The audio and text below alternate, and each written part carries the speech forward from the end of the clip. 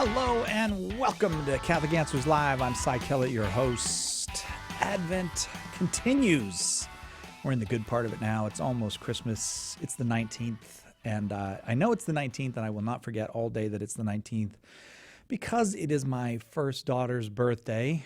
And so 25 years as a father today. Aww. 25 years as a father today. And it's my father's birthday. Aww. So I don't know how long that I've been a son then. If it's his birthday, I guess those two things are not related at all. So happy birthday to my father. I know my daughter's not listening, but maybe my dad is, so happy birthday to him. It's also Nick, the sound guy's, his wife's anniversary. Is that right, Nick? Is it your wife's anniversary? Yeah, sure thing. So it's our anniversary. And so much good stuff happening around here. It's also a great day because she's finally back. I remember seeing her vaguely sometime in the summer, but one of our absolute favorite people is Rose Sweet, and she's finally back. Rose, thanks for coming back. Thanks, Cy. What did we do to drive you away for so long? What could we have done? I think it was my fault. I think I was traveling and busy, but I love coming here. Yeah, the building is different when you're in the building. Well, people are happy to see Rose Sweet. Well, I'm happy when I come in here. Yeah. You have your Christmas decorations all up, too. Yeah. Or your Advent decorations. All right. Well, they're going to stay for Christmas. Okay. So okay. They can anticipate. If you don't know Rose Sweet, first of all, I'm sorry. And second of all, you should know she's a leading expert in all kinds of pastoral issues surrounding separation, divorce, Catholic annulment, remarriage, blended families. She's a great speaker.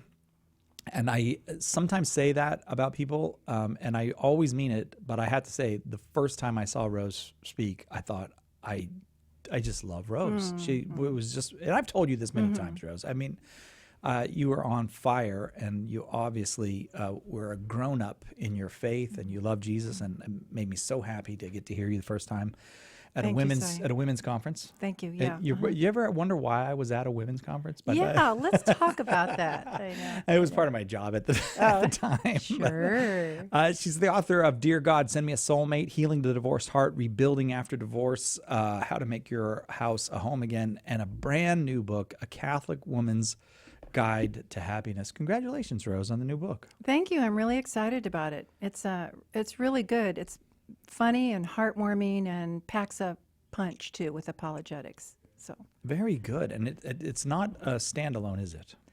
No. Well, it is a standalone. Well, okay. But it's the first in a series of 4 books to come. The next one I've finished already and sent to the publisher, and that's on romance.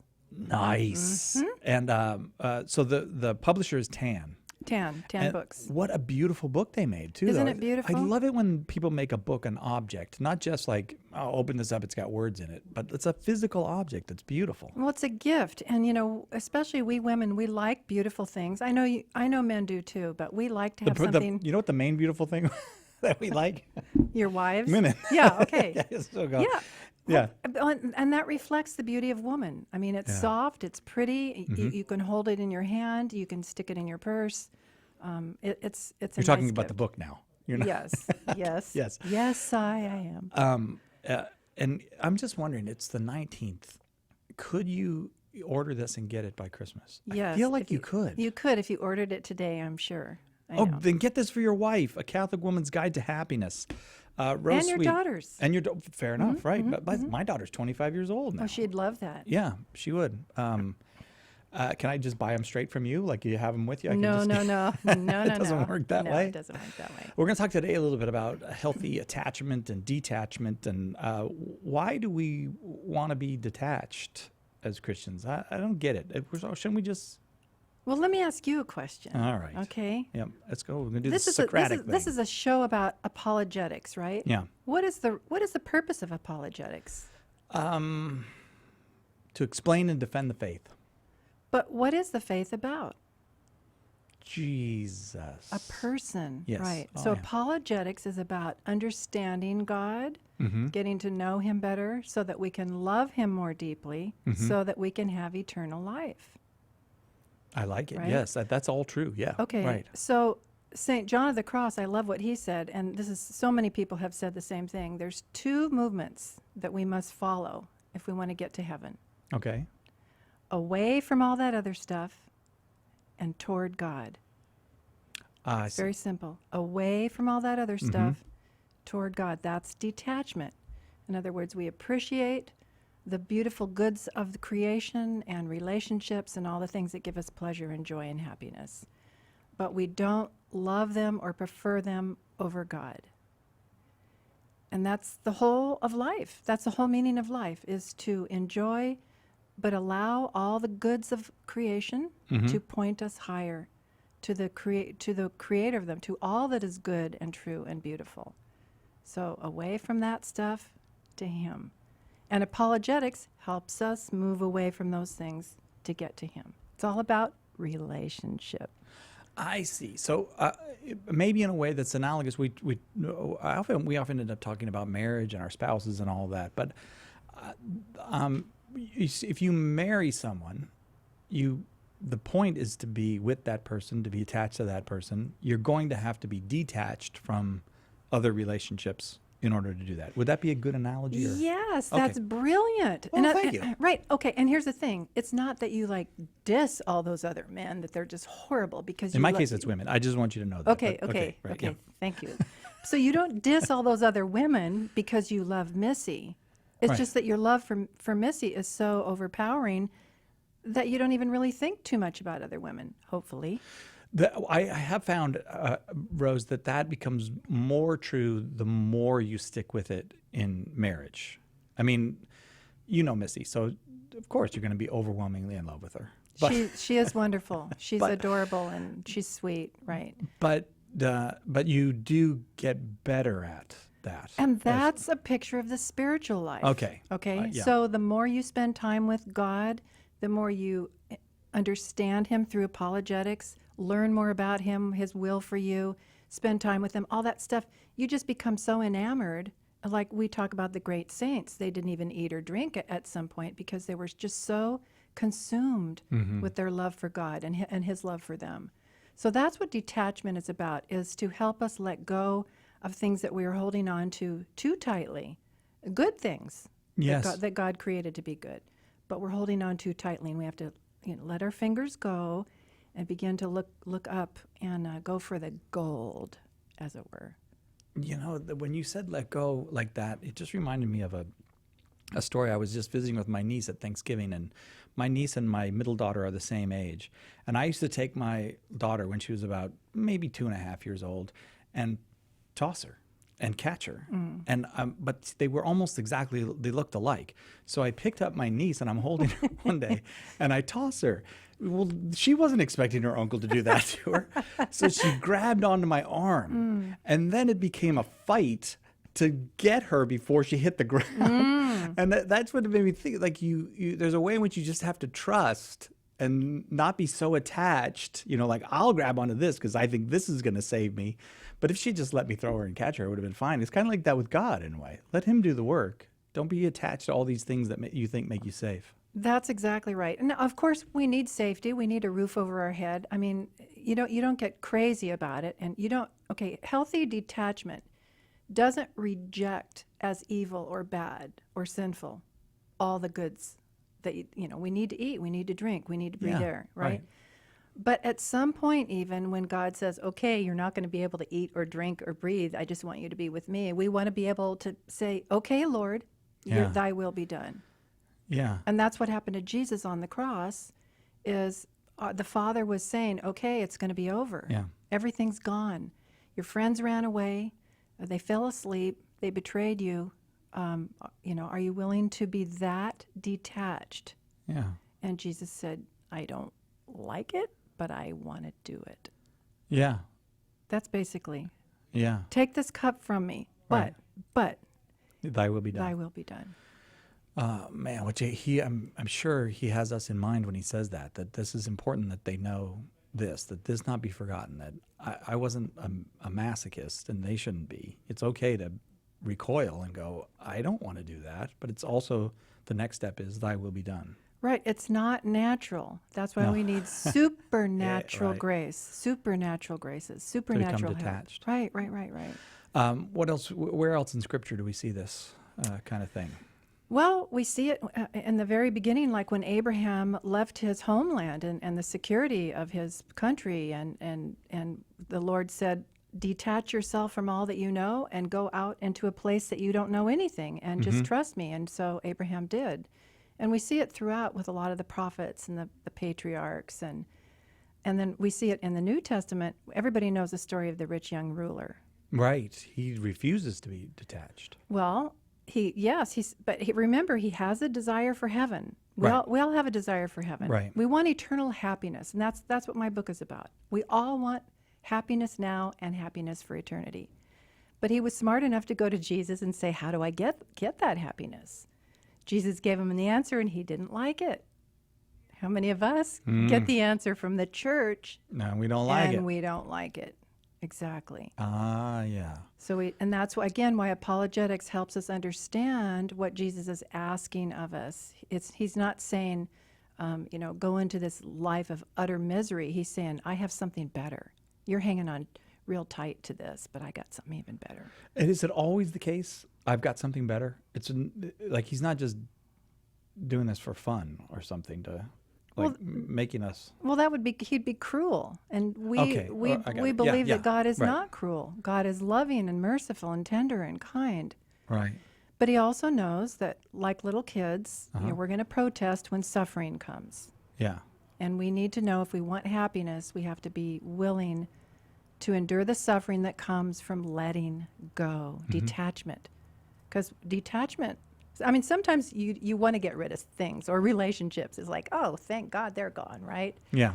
But sometimes you're so attached, it's painful to let go. Yeah. Painful. Yeah. And that's where you have to trust in your will, even when you can't in your emotions.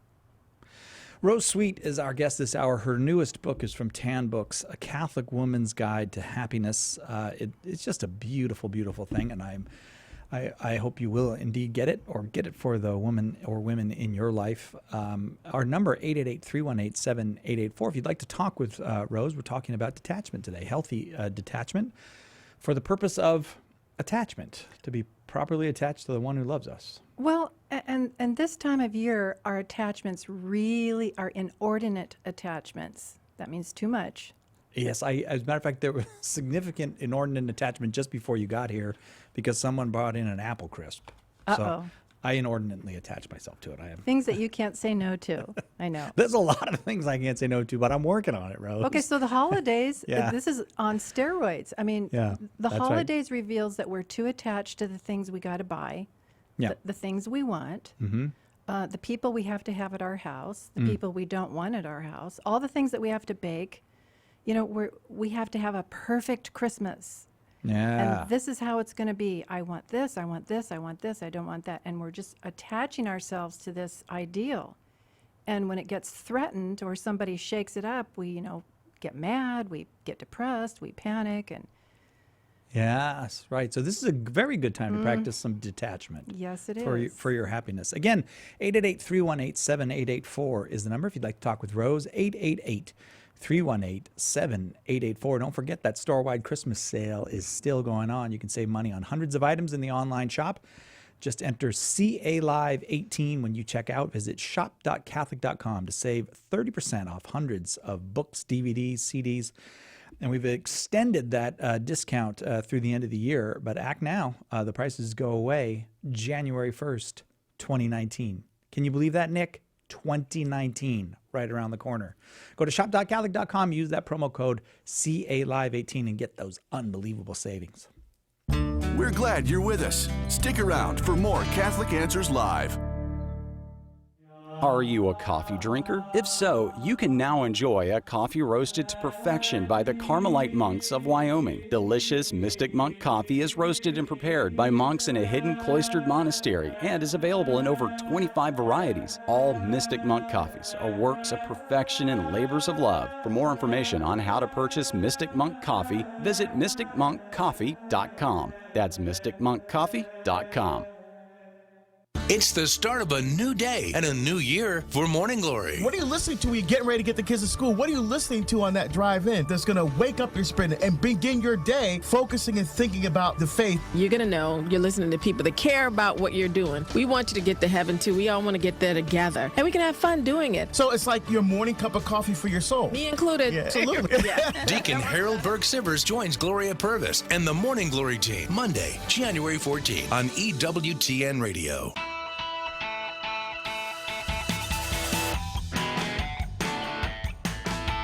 Welcome back to Catholic Answers Live. Rose Cerritos here, and Christmas decorations are up, and I just don't know how things could get much better. Well, they could if you call. You're welcome to call 888-318-7884, 888-318-7884. We're talking with Rose, whose brand new book, by the way, is A Catholic Woman's Guide to Happiness, about detachment. Detachment essential for our happiness. You can't just stay attached to the lower things and be fully happy as a human being. Oh my goodness! Did you read my book? That was perfect. I've listened to you. I've been listening to you for a long time. Okay. Rose, and you just can't stay dumb if you listen to Rose. You sound just like my husband. Oh, Honey, really? I do listen to you. I hear every word you're saying. Okay, what did I say then? I know he eats your know. sandwich if you put it in the refrigerator, though. That is that is something I will never forget. I'm never going to live that down, am I? No, probably not. Okay, here's a problem with the holidays, though, Okay, and okay. particularly Christmas. I mean, I imagine also the case with Thanksgiving to some degree, but many families have suffered through divorce or separation, or are suffering through it currently, and the kids are attached to one parent or the other, or both parents, and then tell me something about that, about I've got to go to two different houses for Christmas and children's attachments. Well, a lot of times the kids, I mean, there's always a pain and a wound to the children in divorce. But on Christmas Day, when they realize they're going to get twice as many presents, some of them put that pain away and they go, whoopee, right? But here's the real problem, is the parents. Let's say I'm a divorced woman. Well, I was. And your child is going to go to the other parent's house. And now you have it arranged on Christmas Day. You get up, Santa's been there, you run out into the room, you open the toys, you get hot chocolate, somebody's making pancakes, it's all happy, and then all of a sudden the doorbell rings. Hi, I'm here to pick up Billy or Susie. Yeah. And your day is ruined, and you're like angry and you're mad. And, Oh, yeah. and the kid now is in the middle of playing with his new toys, right? But he has to go now and get dressed and hurry up and pack his stuff to go off with mom or dad. Yeah. So I always tell parents, if you really love your kid, do this. Make your visitation schedule that this year you have Christmas all day. You don't split the day. Mm-hmm. You don't share the day. You get the whole day, uninterrupted, until tomorrow. Next year, though, It flips. they get the whole day. And Yeah. that means you're going to have to go a Christmas morning Mm-hmm. where you wake up and your kid is not there. But to me, this is a beautiful gift of letting go and allowing the other parent, even though you don't like them or trust them, to have a full and beautiful Christmas experience with the child. It seems so fair to the child too. Yes, I mean, it is.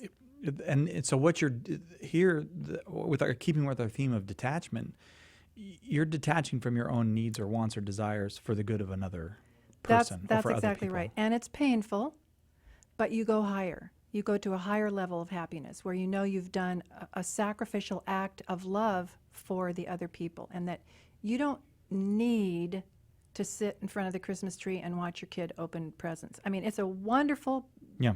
beautiful gift, and naturally you should have that. But when divorce hits, you have a choice. Just like in Scripture, the women with the two babies. Oh, right, And right. King yeah. Solomon. King Solomon, yeah. And they went before him. And, the one woman wanted to split the baby in half. We do that in divorce situations. We are I never thought about tearing that, our yeah. children.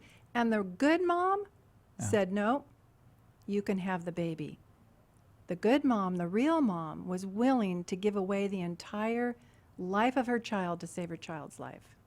She was willing to be completely detached from owning and having her own child. Right. And give it to the other woman to keep that child alive. Wow, we're talking about healthy detachment with Rose Sweet, who shunned us for a while, but she's back now. I don't. Catholic guilt is not going to get you donuts. I forgot you bring donuts sometimes. I'll be nicer to you. A Catholic Woman's Guide to Happiness is the latest book from Rose Sweet. And so this detachment, we see it in the scripture. I never even thought about it in the case of that mom with Solomon and the baby. You always think of Solomon. That's a story of how wise Solomon is. But the hero of that story is the mom who abandons her own hopes, desires, her whole world, really. And her natural rights. And her natural rights for the good of another person. That's exactly right. Holy smokes. Okay, so let's go outside of Scripture. Heroes of detachment, maybe, in our history. One of my favorites, as I mentioned earlier, St. John of the Cross, a Carmelite saint and a Spanish mystic. And he wrote very beautifully about this intimate, loving relationship with God, and he's renowned for his poetry. Anyway, he's the one that said, you want to get to heaven? Do two things. Move away from stuff and toward God, right? And his whole thing was nada, nada, nada, which means nothing, nothing, nothing. Let nothing, nothing, nothing be preferred over your love for God. Exactly. That's where we need to get. That's what holiness is, and that's what's going to get us to heaven. I have to say, not to criticize John of the Cross, but it seems like nada might be slightly easier for a religious who's not married with children. But am I reading that wrong? Yes, I think you are, because you might be assuming that religious aren't attached to people they love and to relationships and to the goods of the world. Yeah. They have longings and hungers just like we do, and they enjoy pleasures and happiness. So everybody in their own right is attached to somebody or something that's normal and natural, but is it too much? Do we fight over it? Do we get angry when we can't have it? Do we get terrified when we might lose it? Does that thing control us? Has it become our God? Yeah. And that's the false God thing. Prefer no false idols over me. That's the very first commandment really is about detachment. And detachment is about happiness. That's what I'm getting. Happiness is the result of detachment. The highest levels of happiness. I mean, I will be very happy with a dozen donuts. You and I could sit here and gorge ourselves and think we're happy, right? You get 3, I get 9. See? I just feel like I could handle the 9 and you could not. Come on. No, stop. Okay, so what if it was the end of the world and Jesus came to collect everybody to go to heaven, and he's out there getting all the rest of the people at Catholic Answers, and you and I are so absorbed with our donuts. Right. We miss it. Dumb. That would be dumb. It would be totally dumb. Yeah. And we would be paying for a long time. But the fact is, that is how we live. We live as if he's not out there, right? As if our death is not coming, as if there's, but it is. It's the same thing as if he was out the door right now, right? Every minute of our life, exactly. And we choose to stay attached. And the thing is, I guess part of it seems a little bit like, well, what are we supposed to be, Puritans or something? Like, what? Do you see what I mean? Like, aren't we supposed to enjoy all this? Why are you laughing at me, Rose? Because you're you're so smart. Oh, I thought it was because I'm so dumb asking these questions. No, these are the questions that everybody asks, and they deserve answers. And they're Catholic answers. Okay. Okay. Yeah. And it doesn't mean healthy detachment doesn't mean shunning anything that is good or pushing it away because it's evil. Donuts are good. See, that's why you're my friend, Rose. I know. You can say things like that. All right. Even they may be very good. Yeah. Okay. Okay. But all right. If something happens to us and the donuts are going to be taken away, or somebody wants us to share with other people, that's when we make the decision. How tightly am I going to cling to this donut? Right. And fight for it. Right. And there are higher goods that I can choose, goods. like the happiness of the other person, or the just sharing with other people, But pain and suffering comes from letting go of the lower good to go to the next higher step. There's always a suffering because in letting go, something is torn out of your hand or taken out of your hand. There's a grief. Let's say you have to say goodbye to an unhealthy relationship, or you have to put it in proper order. There's a grief because when you're attached to something and now you have to let go, there's a mourning process. 888-318-7884 is our number, 888-318-7884. If you need help, maybe detaching, maybe this is something you struggle with in your life, you are welcome to call, and Rose can be very helpful when she's not making fun of me. 888-318-7884, the number. I want to ask you about another kind of attachment because I have experienced this in my own life. Not being attached to positive things, but being attached to negative things like anger. That kind of thing. Can you help me with that kind of detachment? I can help you. I'm not angry with you, Rose. I don't want you to think that. Again, 888-318-7884, the number. We're talking about healthy detachments during this season of what can sometimes be excessive attachment. More of that with Rose Sweet on Catholic Answers Live right after this.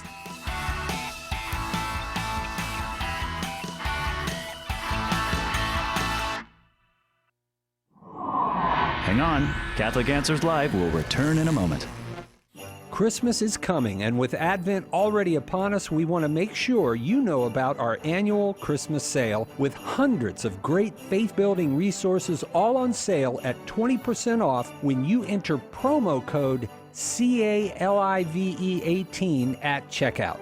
With great new resources by Jimmy Akin, Trent Horn, Christopher Check, and other great Catholic teachers, there's simply no better time to stock up on resources to build up your faith and the faith of those around you. Phone 888-291-8000 or go to shop.catholic.com right now to take advantage of what is truly the best Catholic sale on the internet, going on now through the end of the year. And remember, enter promo code CALIVE18 at checkout to save 20% on hundreds of great resources throughout the store.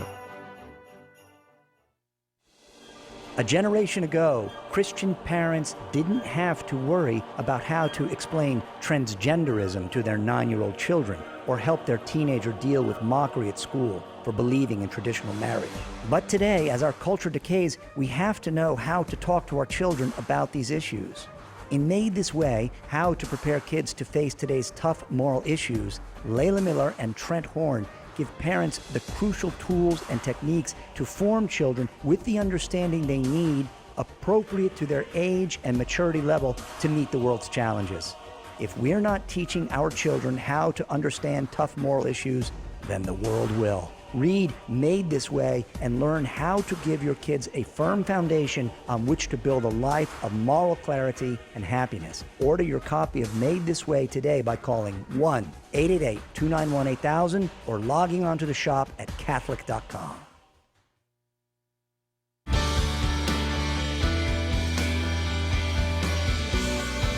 Tomorrow on More to Life, holiday traditions. Share your family traditions and stories of favorite Christmases past. Now, back to Catholic Answers Live.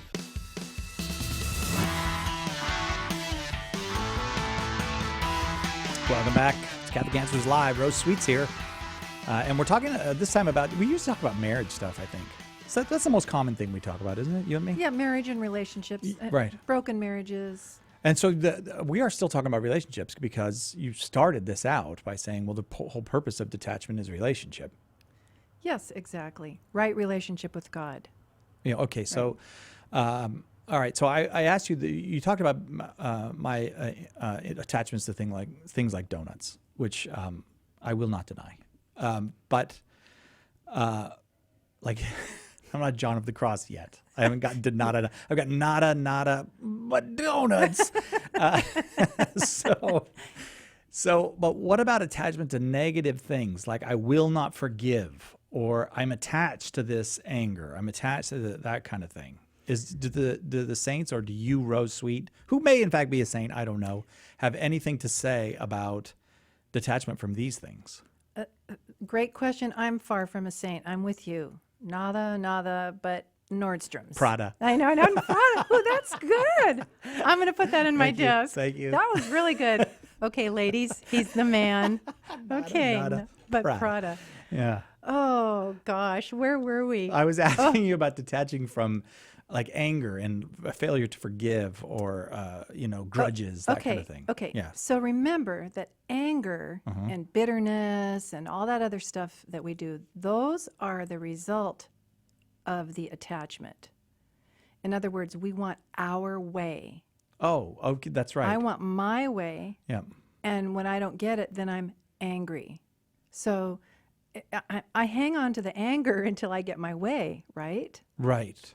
Unless I'm willing to let go of my way. There's the detachment. Mm-hmm. And then the anger subsides. So anger is a result of me being afraid that I'm not going to get my way Yeah. or have my thing or Right. whatever it is, or the relationship. So in the book, I talk about the standard 4 levels of happiness. It's been around from the early Greek philosophers. That's all, folks. Philosophers. And we've been teaching it in the Catholic Church for centuries as well. And it's the 4 levels of desire, man's desire. First is for things, Yep. Food and clothing and shelter and Prada. And then it's our ego, that we can be the best, or we can be good, or we can be appreciated by other people. We feel good. There's a happiness with that. The next highest level is in our relationships with other people, that we're willing to sacrifice those lower levels for a greater good of somebody else. And then the highest good, the highest desire is for God himself. But we tend to turn him into a vending machine. I always say. To get stuff and get our ego satisfaction. And I see. And to get our relationships back. Right. The way we want. Gimme. I want. But here's the thing. What I want may be very good. I want my children to come back to the church. Yeah. I want my husband to get that new job. Those are good desires. But do I want them so badly that I am like bitter when I don't get them, or manipulative, or do I lie? We do all these things to get what we want, even when the thing is good. And so our desire becomes disordered. So I'm not so much attached to the anger as I am attached to getting my way, and that fuels it. That's what's keeping the anger going. I'm trying to get my way. Right. And let's say I did take the last donut. Yeah. Okay. And now you're not going to get the donut back, right? I'm starting to cry. I know. No. So let's say you're angry, right? Okay, yeah. Well, now if you hold on to that anger, it's not to get the donut because the donuts are gone. Yeah. It's to punish me. Yes. So that your ego, level number 2, that you are superior. I am superior and to you. I'm Yes, a right. worm. I let the donut go and you took it. That's right. Right. Yeah. Okay. Right. So now your desire is to build yourself up. Yeah. Yeah. It's like you've been inside my head. That's exactly what I do. Well, that's what we Not anymore. Not now that I'm a saint, but before, when I was a regular guy. 888-318-7884 is the number. Rose Sweet is our guest. A Catholic Woman's Guide to Happiness is her a brand new book. And Tricia from St. Louis, Missouri, listening on 1460 AM is up first. Tricia, I think I kept you waiting for a while. I apologize for that, but your question for Rose.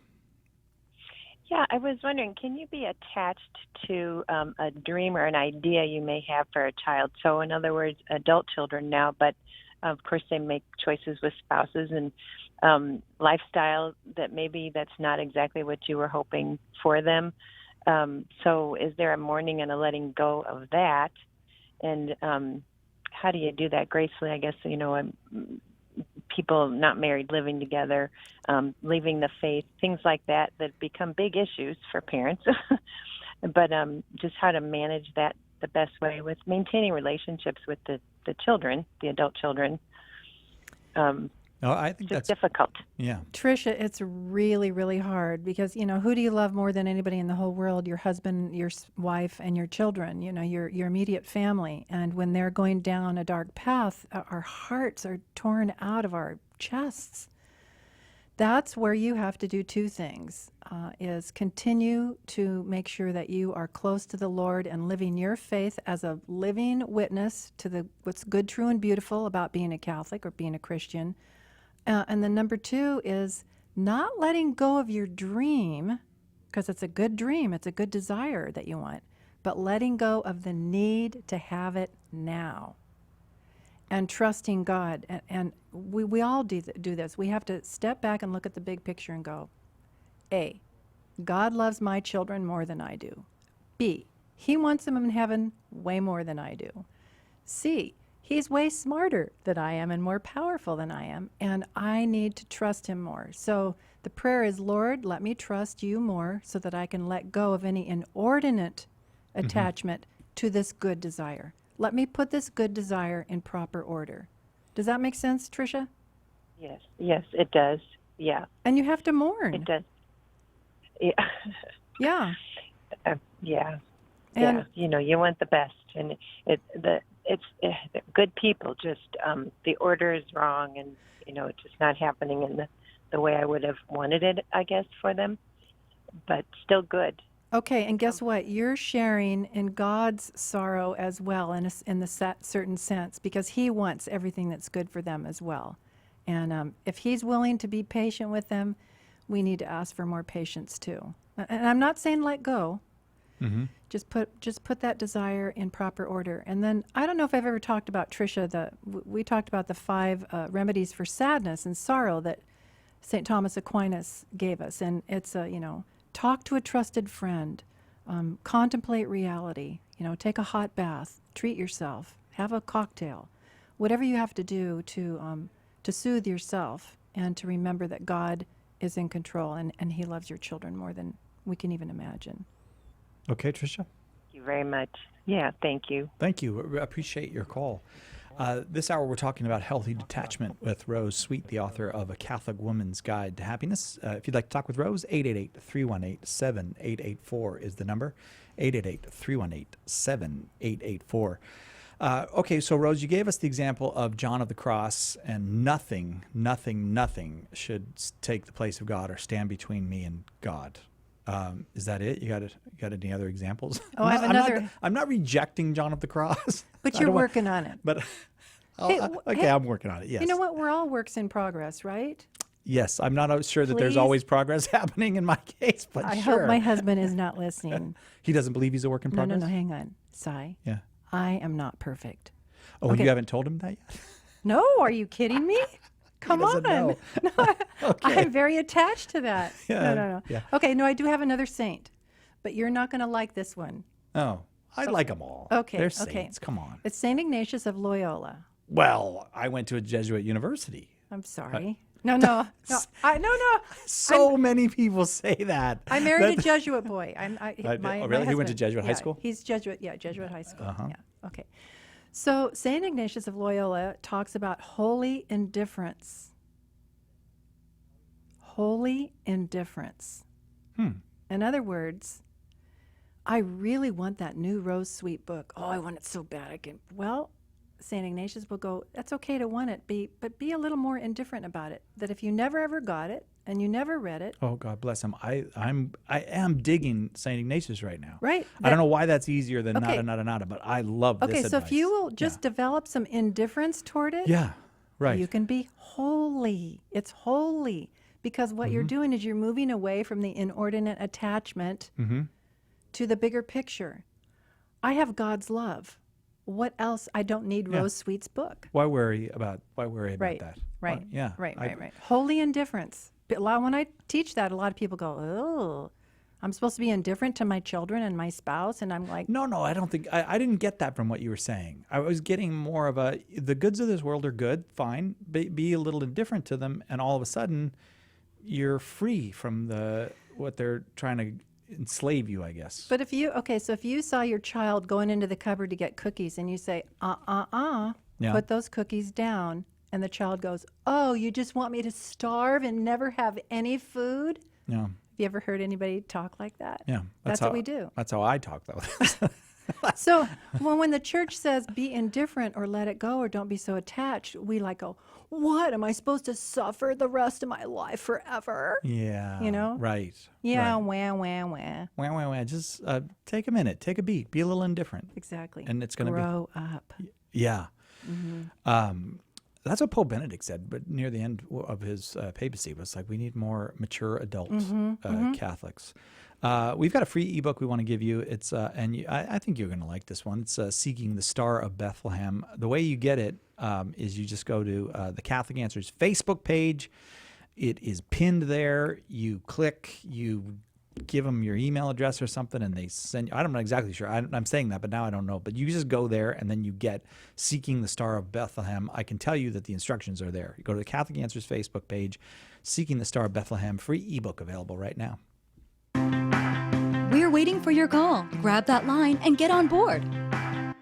EWTN, communicating the faith. Fallen away Catholic years and years ago, doing my own thing, and my mom and dad never gave up on me, and I know it was the Holy Rosary, and they kept after me. Philip, pray your rosary, and eventually I did. I'm a member of the Knights of the Immaculata, Maximilian Kolbe's group. I'm with the Legion of Mary, and I haven't stopped leading the rosary in nursing homes, thanks be to God. EWTN. Live truth. Live Catholic. Pope Francis reminds us that it does not take a specialized degree in theology to become a great evangelist. We're all called to evangelize. Think about the woman at the well. After she encountered Jesus, she immediately went into the city and invited others to meet him as she had. You and I can go out now and do the same. And St. Paul Street Evangelization can help. Get involved today by contacting us at streetevangelization.com. That's streetevangelization.com.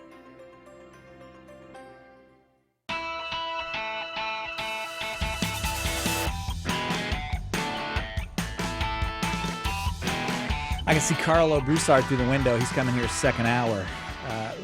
Getting ready for Carlo for second hour. This hour, we've got Rose Sweet with us. And Rose's brand new and beautiful book, A Catholic Woman's Guide to Happiness, is available now from Tan Books. If you just put Tan Books in your internet machine, it'll bring you there, and you can find Rose's book. Rose, I've been ungenerous, and there are lots and lots of callers, so I'm going to let the callers talk to you for a minute. Was there something we were in the middle of, or shall I just... Oh, I'm sure we could go back to it. Well, okay, we'll get to it at some point. Yeah. Darren in Minnesota, listening on Real Presence Radio. You are up next. Your question for Rose Sweet. Yes. Hi, Rose. This is Darren Reese. How are you? Darren, hi. Yeah. So here's the question for you. You guys were just talking about attachment to anger and how that actually comes more from attachment to the desire to get our own way, right? Right. So if we take that a step further, for those of us who aren't narcissists, where does that come from? Because we're trying to lead a good life, we're trying to be generous people, but at least for me, what I've found is there are certain people in my life that it's very hard for me to, I guess, if I'm being honest about it, let them have their way. So where does that attachment come from? Do you have any thoughts That's on that? interesting. Just kind of generically? Rose? Yeah, Darren's one of my best fans. I just love this guy. Anyway, thanks for calling. Okay, here's the thing. Maybe you want what you perceive as good, right? You want something and you perceive it as good, right, Darren? Okay. So if somebody wants something different, you will fight against that. You want your way because you perceive it as good, right? Usually. Okay, good. If I'm trying to be honest with myself. Okay, so let's go. Let's go way back to your childhood. When you were first born, were you a generous person who just wanted to do good in the world for everybody?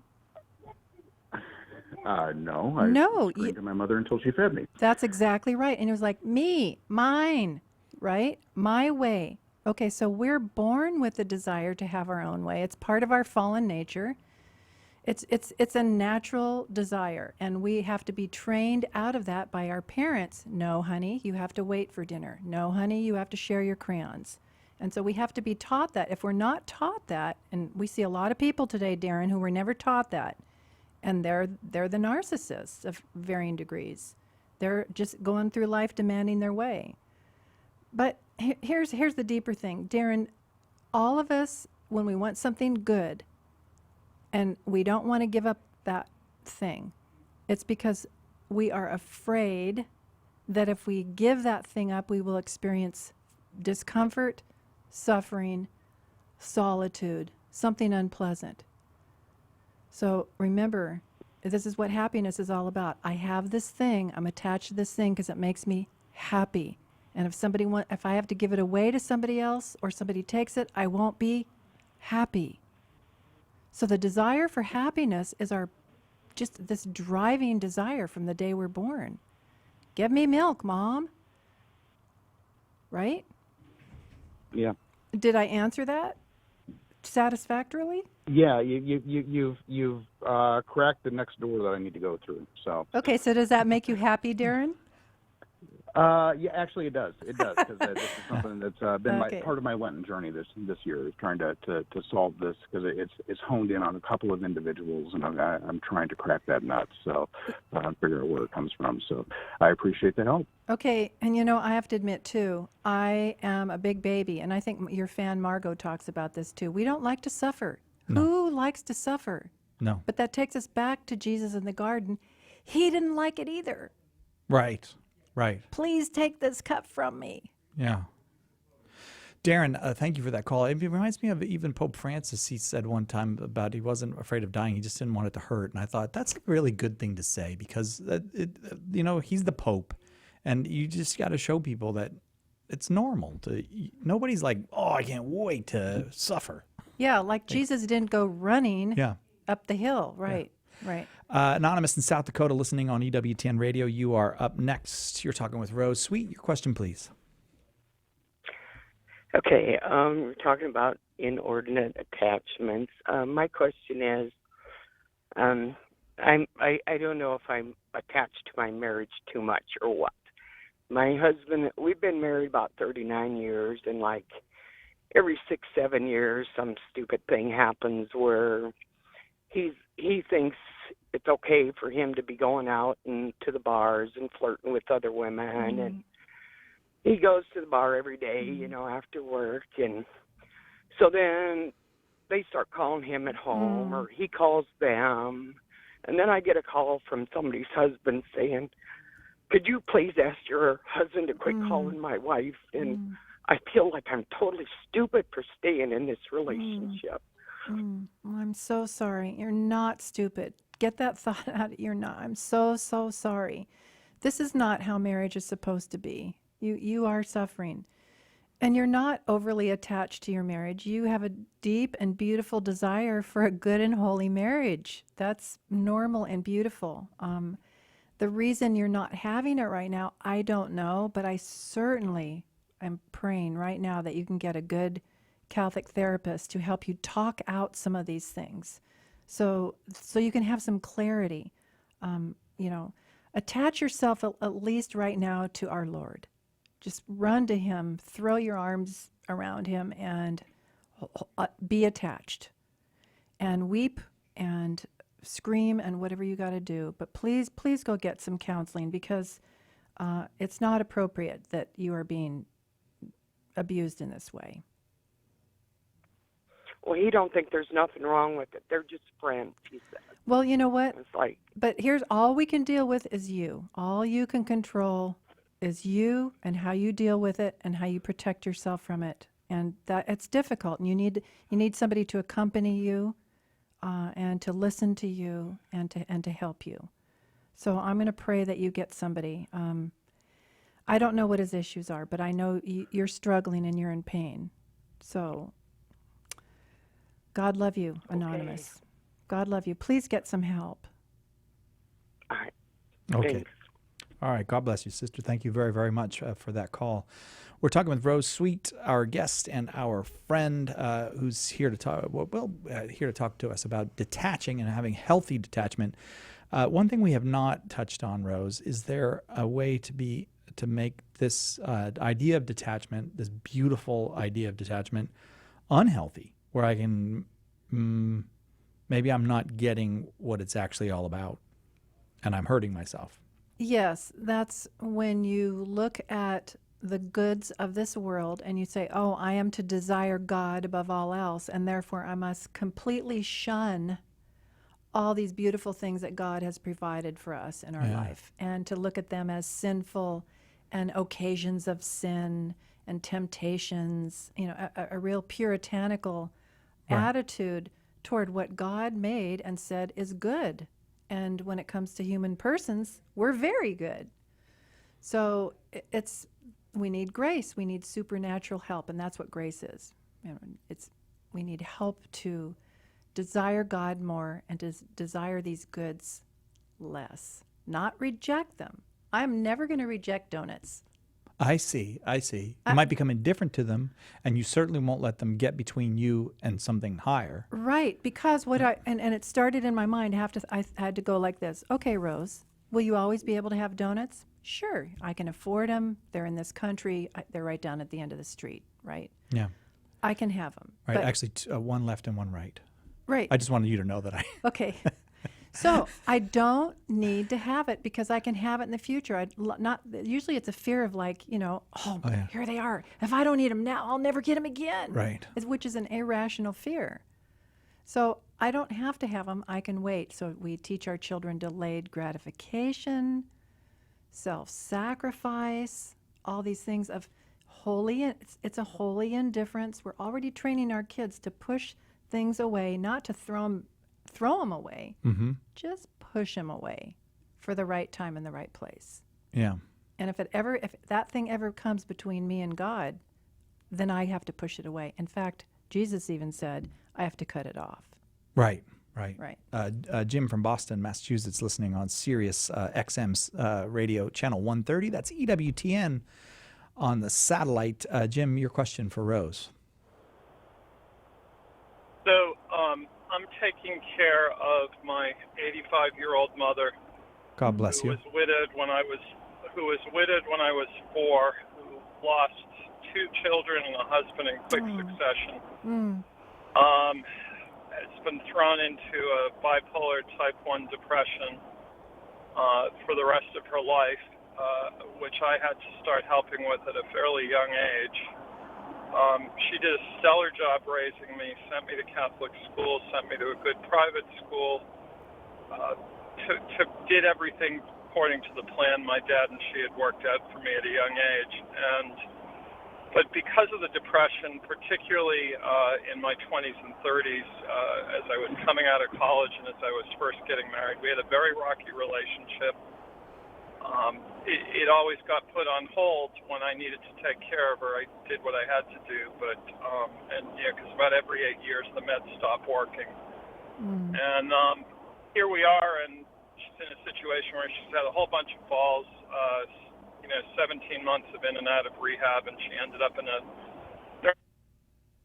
and we moved one that was close to us. And essentially, I started out by saying, I'm not going to abandon you. I'm going to accompany you through this, to use an overused phrase. And I've been going like every day after work, which means I end up getting home at about 8 at night and having dinner at 8:30, and there's 2 hours left in the day to do something and go to bed. And my Cursillo friends and my confessor are all telling me, hey, you got to find some more me time. So I'm trying to balance. Okay, Jim, you're how looking. I manage this. Yeah, fair enough. I got to go to Rose just because we have a limited time. But okay, go ahead, and very quickly, Jim, God bless you for taking the high path and doing the right thing. Here's the attachment that I hear in situations like this. You're attached to peace. A lot of people want to just keep the peace. You don't want to deal with mom complaining, or so you'd rather just go do your thing to keep the peace. And there's an attachment there. We don't know how to handle conflict, or we don't want it. So we attach ourselves to the peace that comes from it. The other thing is, it might be an ego attachment. If I don't go, I will be a bad son. And when I do go, I'm a good son, and I'm pleasing God, I'm pleasing my mom, and that makes us feel happy about ourselves. But even that can be a disordered thing, because you're good just by the reason that you're alive and you're made in God's image. You're good, and you're doing a lot of good. So get some good Catholic counseling there. I think you can manage this. Jim, real quick, will that work for you?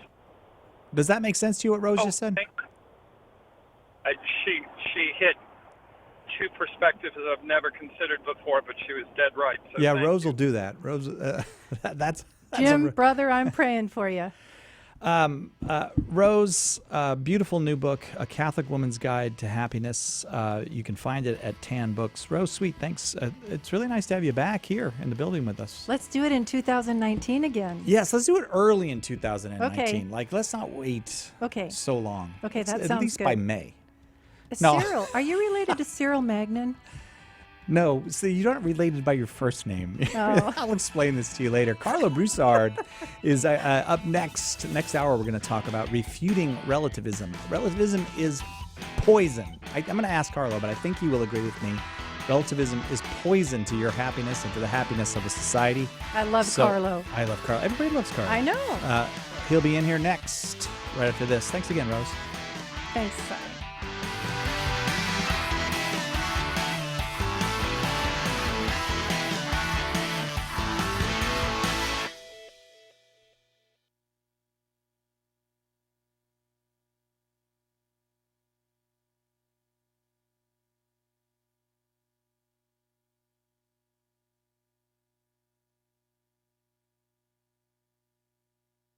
Christmas is coming, and with Advent already upon us, we want to make sure you know about our annual Christmas sale with hundreds of great faith-building resources all on sale at 20% off when you enter promo code CALIVE18 at checkout. With great new resources by Jimmy Akin, Trent Horn, Christopher Check, and other great Catholic teachers, there's simply no better time to stock up on resources to build up your faith and the faith of those around you. Phone 888-291-8000 or go to shop.catholic.com right now to take advantage of what is truly the best Catholic sale on the internet, going on now through the end of the year. And remember, enter promo code CALIVE18 at checkout to save 20% on hundreds of great resources throughout the store. With the recent commemoration of the 50th anniversary of the release of Humanae Vitae, there have been fresh attacks on Catholic teaching from outside and, unfortunately, inside the Church. That's why Catholic Answers thought it critical to provide a vigorous affirmation of Paul VI's prophetic wisdom with our newest book, Inseparable: 5 Perspectives on Sex, Life, and Love in Defense of Humanae Vitae. We asked 5 distinguished contributors to reflect on and defend Humanae Vitae from 5 perspectives, each of them compelling, together forming a mosaic of truth. Don't be caught uninformed when the topic of contraception comes up among friends, family, and co-workers. Order your copy of Inseparable today by calling 1-888-291-8000 or visiting the shop at Catholic.com.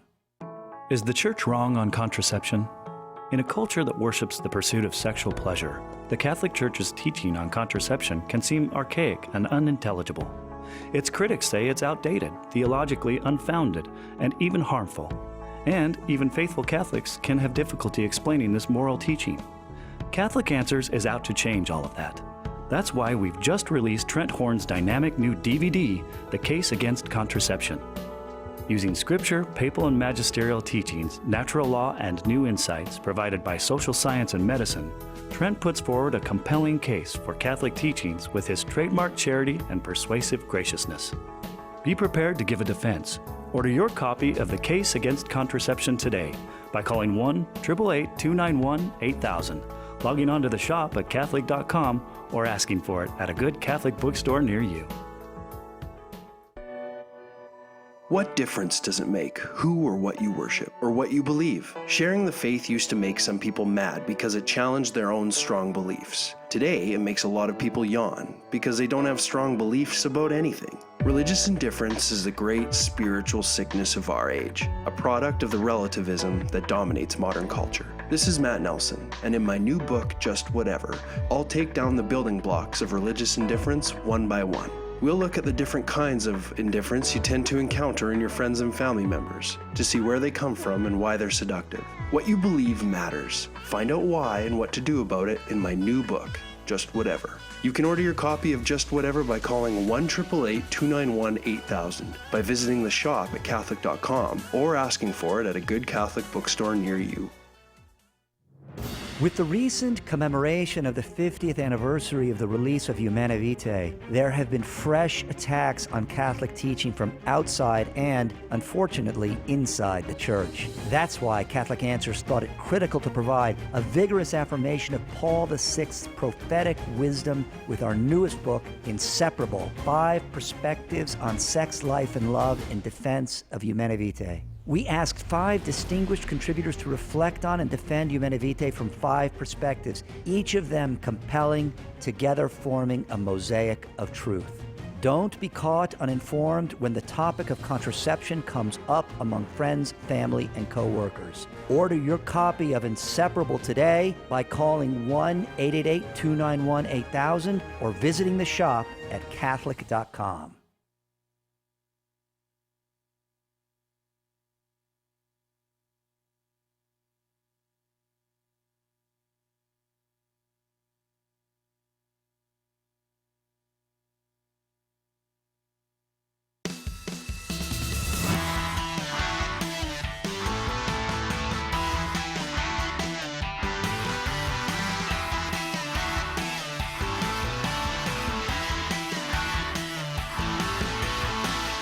Welcome back to Catholic Answers Live.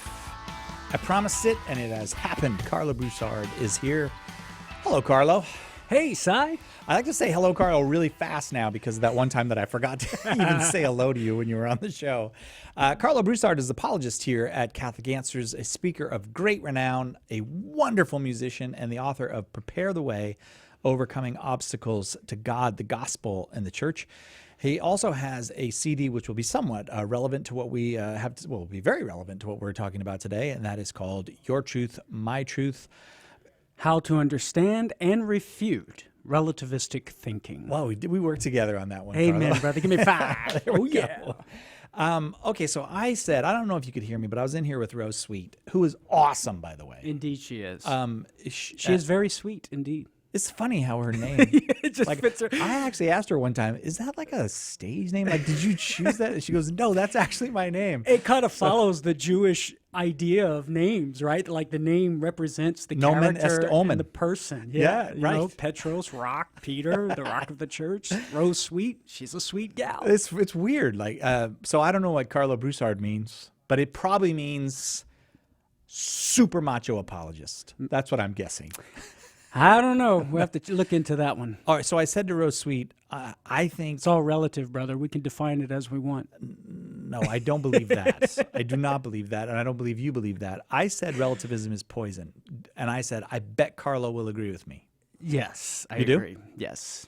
It's poison insofar as we are human beings because it violates our very rational nature, because it undermines that which we're ultimately made for, namely to know the truth. The very nature of the mind itself is designed and made to know reality, to make judgments in our mind in a way that conforms to the way things really are. And relativism in its most general form ultimately undermines that correlation between the mind and reality.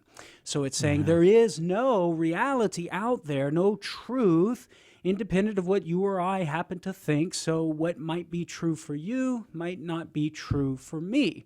That's relativism in its global form, what philosophers call global or total relativism, which states that truth, there is no truth or no absolute truth, generally speaking, regardless of which particular domain of inquiry that we're talking about, whether morality, religion, history, science, etc. Some will go so far and say there is no absolute truth. But then there's also other types of relativism, because it comes in many different shapes and sizes.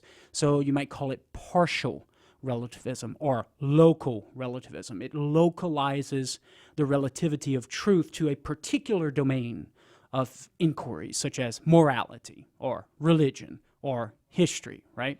So there might be, so one might, a local relativist or a partial relativist might say, well, yeah, I recognize absolute truth when it comes to science and mathematics, but when it comes to morality, well, that's when truth becomes relative. So what you think might be morally good might not be morally good for me.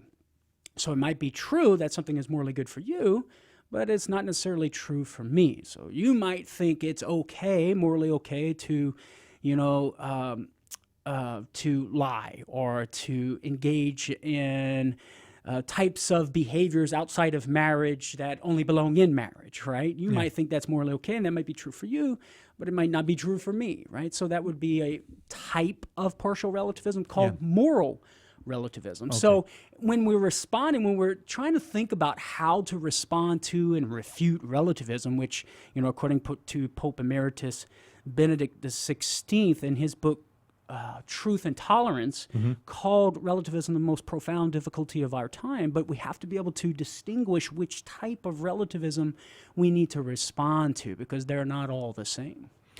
888-318-7884 is the number if you'd like to talk with Carlo about relativism. 888-318-7884. So there are people who will just they've thought these things through to whatever degree at a philosophical level, and they will say, "I am a relativist," or "I don't believe there is such a thing as objective truth," that kind of thing. Yeah. But that's not where most people are. Sure. Most people kind of inherit relativism, is that right, from the society around them? Yeah, it's kind of a tacitly embraced thing. Very few outright or articulate it in a way where they will come out and say there is no absolute truth. So they might appeal to it when you're in a rational dialogue and you come to a point of disagreement. Then they might appeal to relativism and say, "Oh, well, that's your truth. It's not my truth." Right.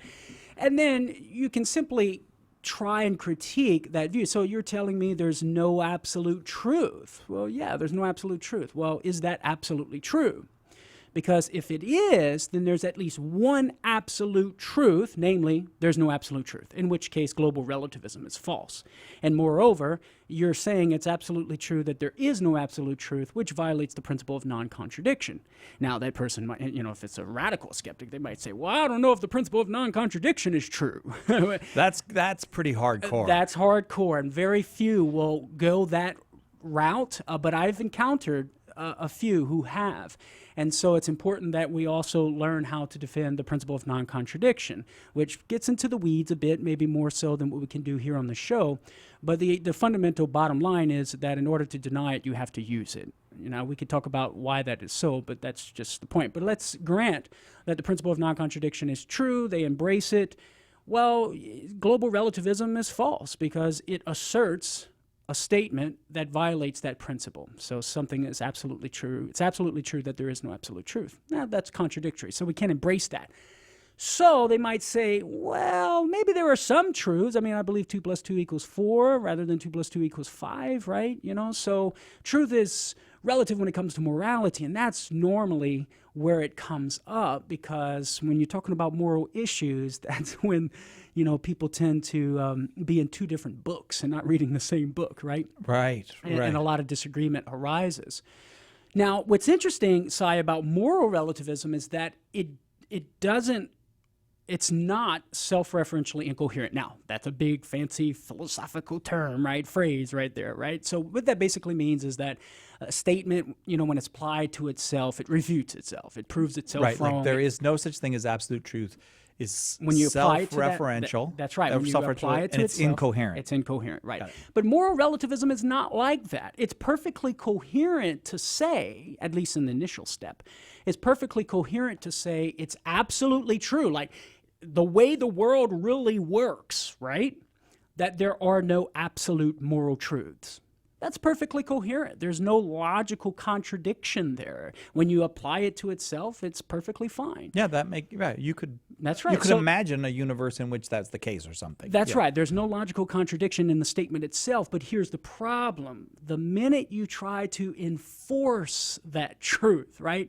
Like for example, I could simply ask you, Sai, well, should I live? I would ask you first: is that true? Is that the way the world really works? Like in reality, there are no absolute moral truths. And then, of course, you would say yes. Okay. But then I would follow up and I would ask you, should we live in accord with that truth? Should we live as if moral relativism is true?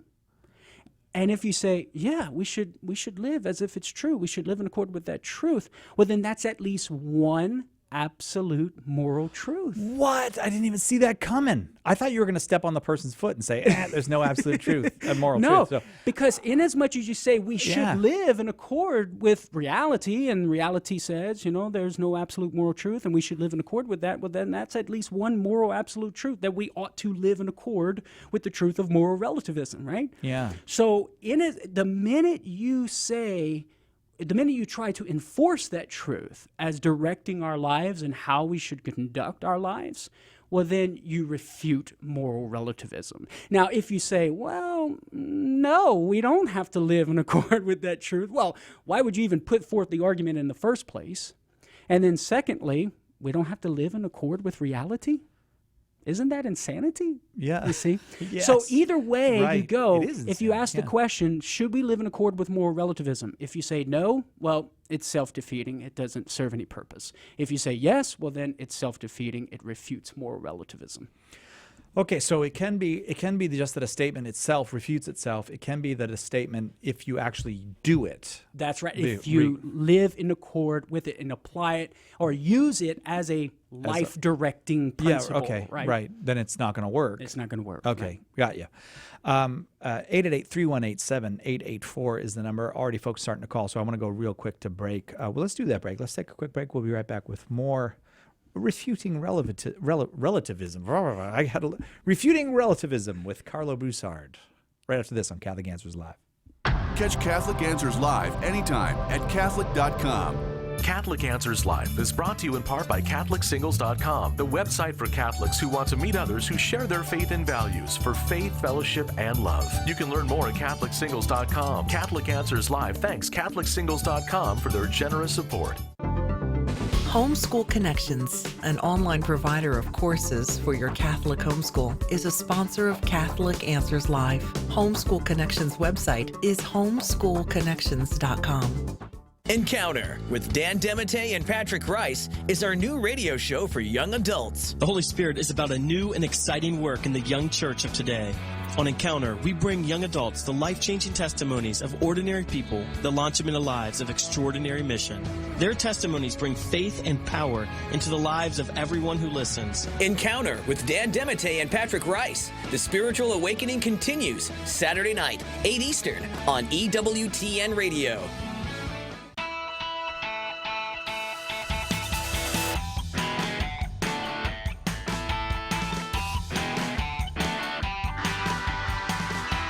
Welcome back to Catholic Answers Live. I'm Cy Kellett, your host, Carlo Broussard, our guest this hour. And we're talking about refuting relativism. Maybe you don't agree with us. Maybe you think relativism is not poison, but in fact an adequate description of reality. We welcome your call, 888-318-7884. Maybe you just like some help. Well, I don't know quite how to refute relativism. It doesn't make sense to me, but what do I say when someone uses these relativistic arguments? You are also welcome to call 888-318-7884. Carlo, let us go to phones. Yeah, sure. Let's give it a shot. All right. Pat in Houston, Texas. You are up numero uno with Carlo. Your question, please, Pat. Thank you. This is Pat. I called the other night, talked about the elephant in the room and trying to present the Catholic Church for people to consider as their faith. And on the topic of moral relativism, I continue to struggle with this crisis in the church today. And we have to pray, we have to fast, and we have to speak up. And many of our clergy are not in sync with what's in the catechism. Okay. For example, in my parish that I used to be at, I was teaching, high school confirmation. I presented the rosary. I was told by my pastor that was bad. I was told by, Mary was not assumed into heaven. She's buried at Ephesus. This is a Monsignor in the Roman Catholic Church. Okay. Yet our dear Cardinal DiNardo didn't do anything about it because the money was flowing through the parish down there. And so, okay, Pat. I just want you to give a question to Carlo. Sorry, I kind of spoke over you, but go ahead. Your question for Carlo is? So my question for Carlos is, if we're getting our instruction from our priests and our bishops That's where most of it's coming from today. And most of these guys are weak. They're not in sync with the catechism. They don't have the backbone to speak out about everyone being chaste. Okay. You know, they'll justify the LGBT lifestyle, which is not chaste, and they need to, you know, they need to instruct everyone to be chaste, regardless. So you're saying, what do we do in that situation? You're giving to us? No, the problem is that we have a totally corrupt bishops and clergy and cardinals. All right, I'm going to let Carlo. It doesn't seem like we're going to get quite to a question, Carlo, but go. Yeah. So Pat, first of all, I sympathize with you, and I feel your frustration and your pain for certain leaders in the Catholic Church, bishops and priests, who fail to live up to the standard of Christian living, or even who fail to be courageous in speaking the truth in a culture that hates the truth, right? When it comes to sexual issues, when it comes to any truth. So I feel your frustration. I wouldn't go so far to say, Pat, that it's totally corrupt, because I know good priests and we know good bishops here at Catholic Answers who are courageous and who are speaking up for the truth of Jesus Christ and what the Catholic Church teaches, particularly about those hot button issues within our culture. So it's not totally corrupt, but concerning those who are corrupt, concerning those who are falling short, Pat, I would just encourage you to keep your focus and your attention on the pioneer and perfecter of our faith, Jesus Christ, as the author of Hebrews tells us in that letter there. We must keep our focus on Christ. We must keep our focus on the church and the official ministries that Christ has created and given to us, namely the papacy and the bishopric itself, and consciously bring to mind to focus on the office having divine origin versus the office holder. That this is not to say we must turn a blind eye to the abuses of the power that are taking place, by no means, and we must do our best and work to help those who are abusing that power to reform themselves, to repent, call them to repentance, right? And do what we can in our limited capacity according to our competence to help rectify the situation. But in order not to lose hope, Pat, in order not to be entrapped in the death grip of despair and depression, we must do what St. Paul says in Colossians 3:2. Keep our minds focused on that which is above, not that which is on earth. And inasmuch as we call to mind the divine origin of the church and the various and the offices, the institutional offices that Christ has invested to the church, then that can at least protect our heart from being entrapped in getting discouraged, while at the same time doing what we can to work toward rectifying the bad things within the church and the failure of our leadership. So I'll keep you in prayer, Pat, and hopefully you can do what St. Paul says and keep your mind focused on the things from above, not the things on earth. I hope that is helpful, Pat. Thank you very, very much for that question. I wonder, though, if there isn't some element of relativism here too, where we do have within the church a kind of, well, maybe those sexual teachings or even the teachings about marriage that Jesus gave, those were for his time. But is that a form of relativism? Yeah, so what you have is the idea of relativism seeps into within the boundaries of Christianity, within the boundaries of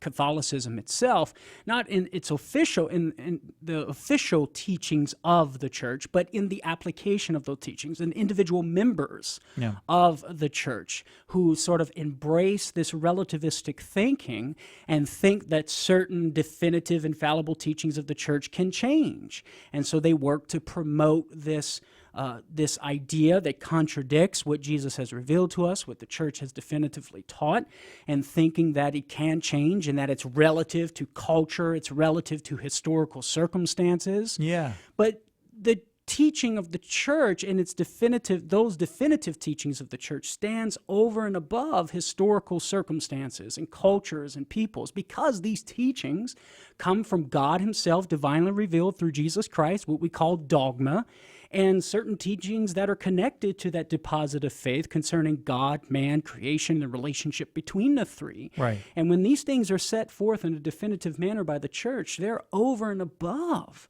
opinions that are relative to historical cultures and circumstances. So indeed, this ties into our topic for the show, because we have to, as Catholics, be aware of relativism seeping within even the fold, right, among our leaders, in order to and train ourselves in studying our Catholic faith so that we can know what is definitive teaching, what is opinion, know what contradicts church teaching, so that we can separate the wheat from the chaff, to know the truth, discern the truth from error. As St. John says in 1 John 4:6, he who hears us is of God, he who does not hear us is not of God. By this we know the spirit of truth and the spirit of error. And thanks be to God that Christ has given us the church, that in her official capacity, she can guide and lead us in the purity of that truth. Again, Pat, thanks very much for that call. Let's go to Carly in Minnesota, listening on 106.7 FM. Carly, your question for Carlo Broussard. My question is, I was meeting with a Protestant the other day, and we were talking about Scripture, and she said, it's okay that we both have our different interpretations of the Bible, and that both of them are right. And I said, no, that can't be. We can only have one interpretation, and there's only one objective truth. And she brought up the verse about how you can call no man father. Oh, Matthew 23:9, yeah. She was saying that as Catholics that we were in the wrong, and I said, that doesn't apply to our earthly fathers type thing. And I didn't really know how to explain it then, but I'm just wondering, what do you say to refute that?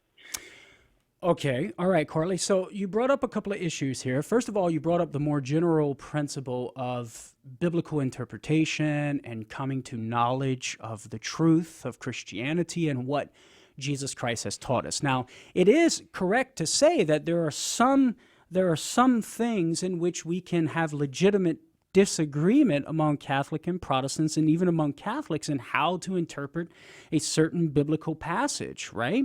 Because not every passage in the Bible has been definitively interpreted by the Catholic Church. The way in which we go about this is that we know, first of all, whatever interpretation we come up with cannot contradict what the Catholic Church has definitively taught over the past 2,000 years.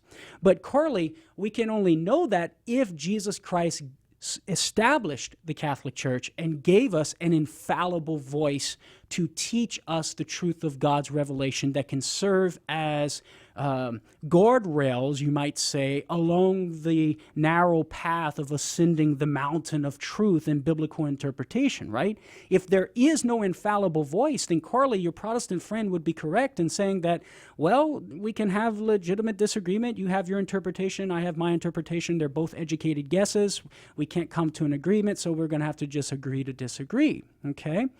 But Christ did give us a church to teach us in an infallible way, guided by the Holy Spirit, so that we can know the truth. Some passages in the Bible are definitively taught by that church, the Catholic Church. Some passages aren't.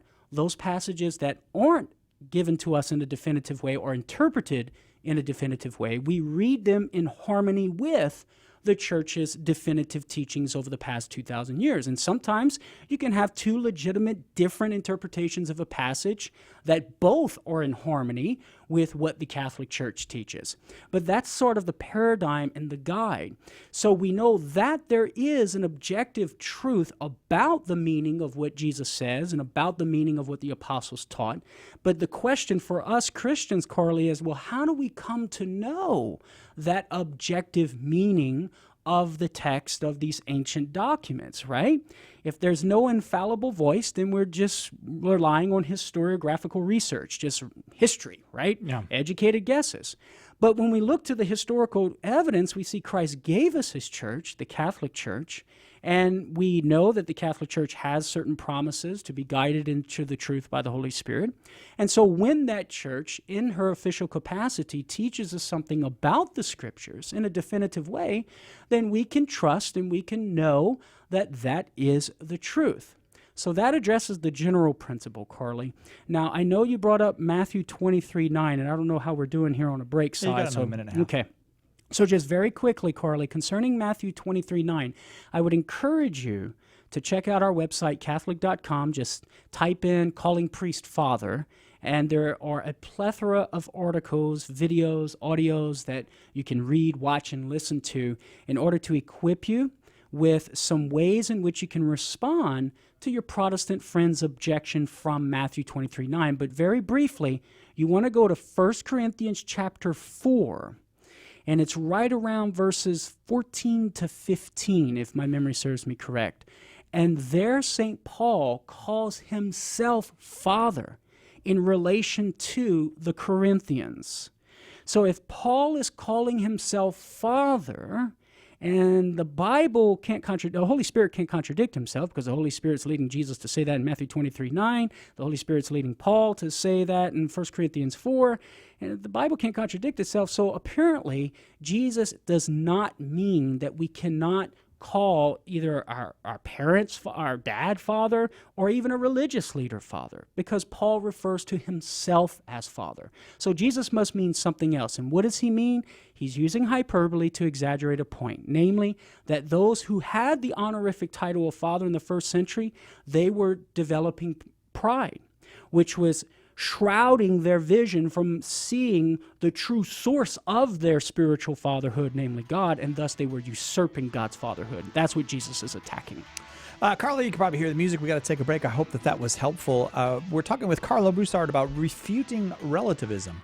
We'll discuss relativism a bit more when we get back and take more of your calls for Carlo. 888-318-7884 is the number. 888-31-TRUTH. We'll be right back with more on Catholic Answers Live right after this. Catholic Answers Live.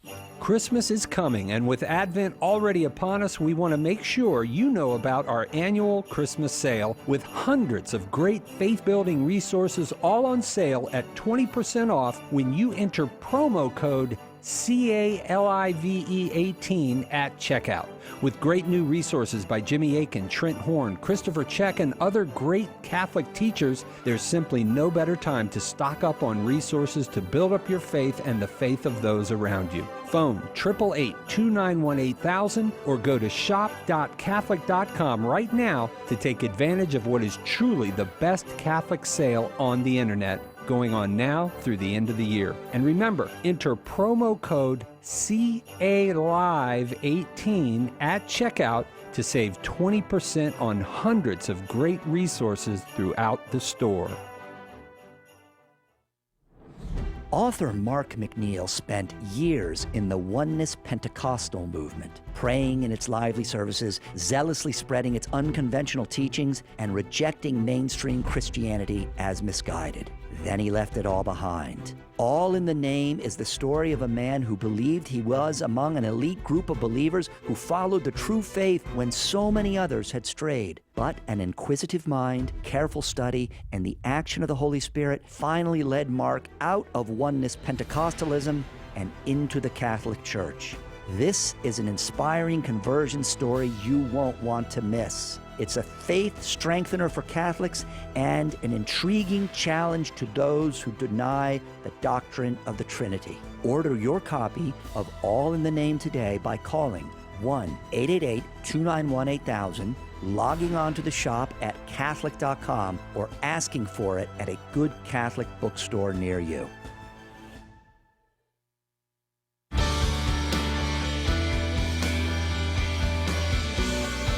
Tomorrow on More to Life, holiday traditions. Share your family traditions and stories of favorite Christmases past. Now, back to Catholic Answers Live.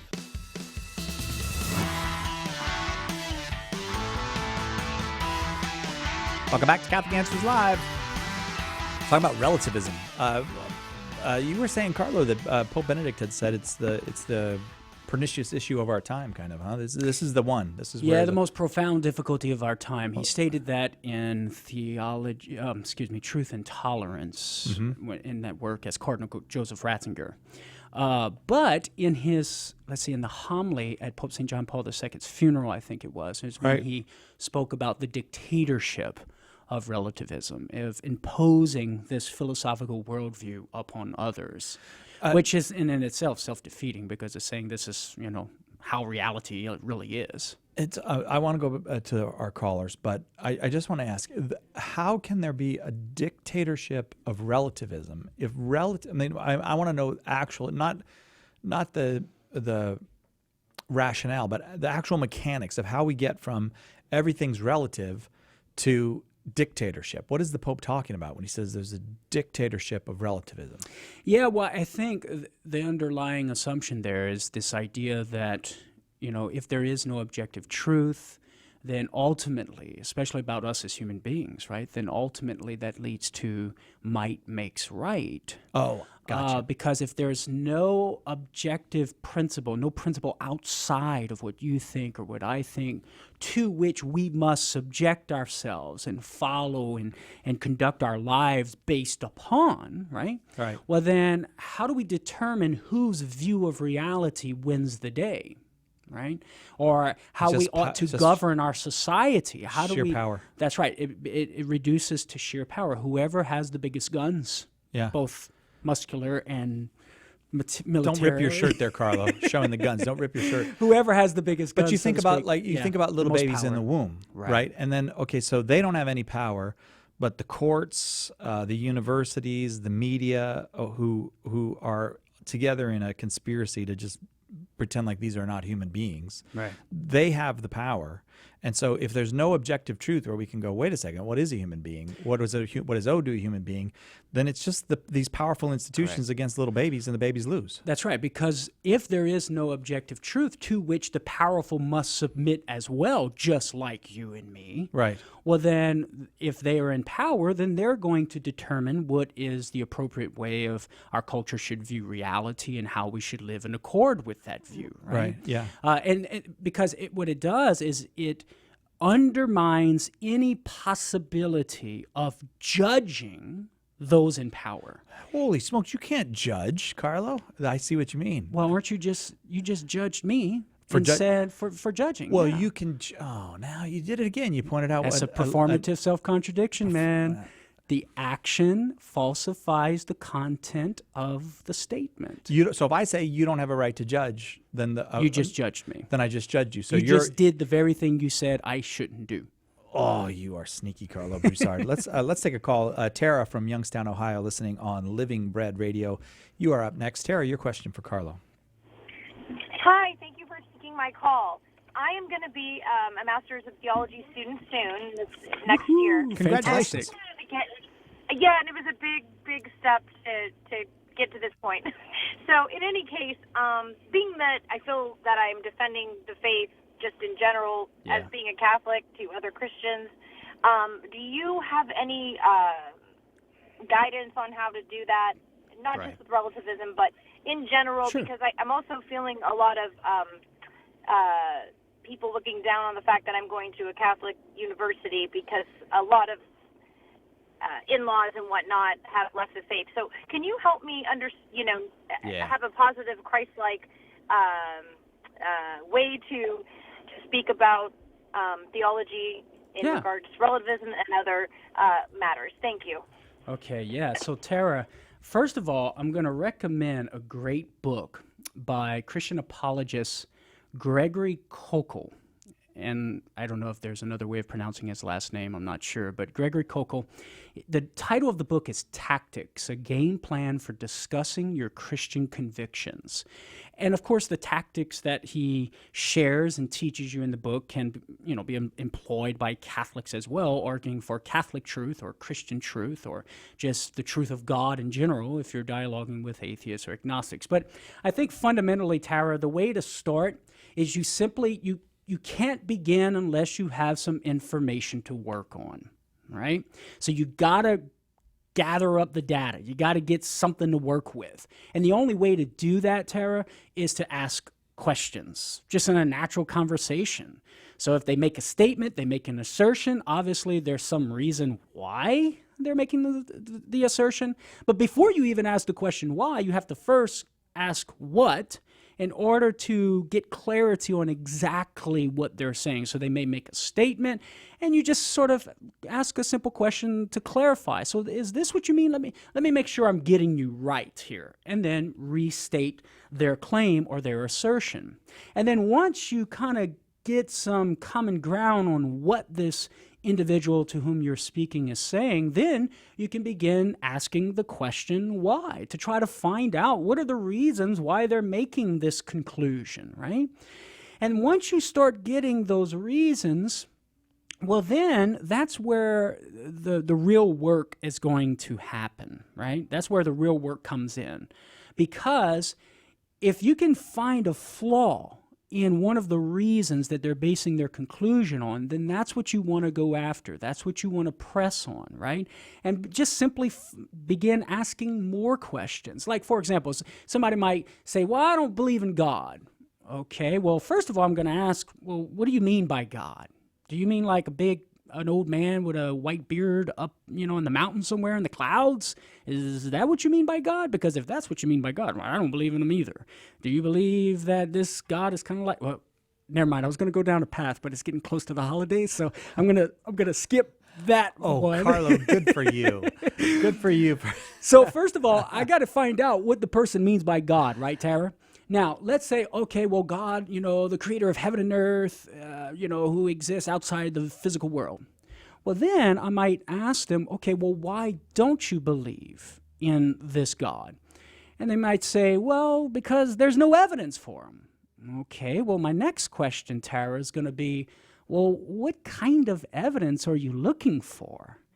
Because if you're looking for physical evidence, like evidence in the physical world that science can detect in order to prove that God exists, well, then it's a lost cause. Because the instrument of science is restricted to only detecting physical things, what is empirically verifiable and quantifiably measurable, right? Well, God, if he exists, is beyond those boundaries, so it's a lost cause. It's like trying to use a metal detector to go and detect plastic cups on Coronado Beach here in Southern California, right? There's no plastic cups on Coronado Beach. So you're going to have to use some other tool. So do you see, Tara, how asking these simple questions of what and why, and then asking further questions about those reasons why the person is making those conclusions can develop a conversation in a natural way. And always remember, Tara, that in these conversations, of course you desire that this person would, convert on the spot and come to say, oh, this is true, I'm going to become a theist, or I'm going to become a Christian, or I'm going to become a Catholic. That's our desire, but ordinarily that's not going to happen. So you want to keep your expectations modest, and all you're seeking to do in this brief conversation with folks is to plant some seeds, to get that person thinking about what he believes, because sometimes they don't even articulate that correctly, and then getting the person thinking about the reasons why he or she believes what he or she believes. And that can possibly lead to further conversations, because later on down the road, they might come back to you and say, hey, you said something pretty interesting the other day, and I did a little research, and here's what I found. What do you think about it? And then there's the open door. Tara, I know that's a lot, but that's just a brief sketch of how to get the conversation started. What do you think of that? I really appreciate it, because that's probably one tactic I haven't used, and I'm really working on trying not to be an offense held when, for example, people say that Catholics aren't Christian and things like that. So that I think that tactic will help me to strategy will help me to ask questions versus have to come up with an answer and also not be defensive or offended. So thank you. Yeah, you're welcome. And it's a beautiful thing. Trent Horn, our colleague and friend here, Tara, at Catholic Answers, is a master at this, right? He is like Gregory Kokel's book on tactics embodied, right? Trent Horn's a master at it. And what you find, Tara, what you will find is when you ask these natural questions that you would ask just in any ordinary conversation, it lowers the emotional response, right? All of those emotions that begin raging and stuff, it tames them. And it allows for a rational, reasonable discussion. And plus, think about this, Cy. If I start asking you just some legitimate questions about what you just said to me, well, that shows you that I actually care about what you think. Yes. And if you perceive me as caring about what you think, then those emotions are going to calm down, right? You're not going to perceive me as attacking you, right? You're going to calm down. I'm going to calm down.